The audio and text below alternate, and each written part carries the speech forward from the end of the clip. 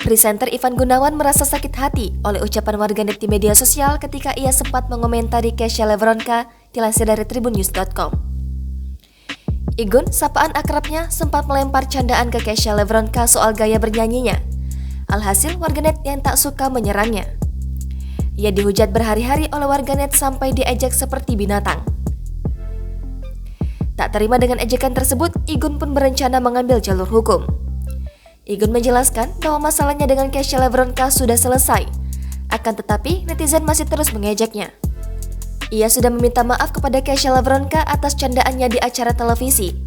Dan Kesha Levronka pun sudah memaafkan kejadian tersebut.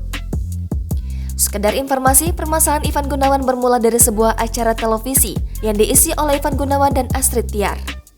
Dalam acara tersebut, Kesha Levronka tampil sebagai bintang tamunya. Kemudian, Igun dan Astrid melemparkan candaan-candaan yang menyoroti kesalahan nada Kesha Levronka yang kerap terjadi di atas panggung. Tak lama setelah itu, Igun dan Astrid akhirnya meminta maaf secara personal kepada Kesha Levronka atas kesalahannya. Namun, warganet sudah menyerang sosial media mereka berdua.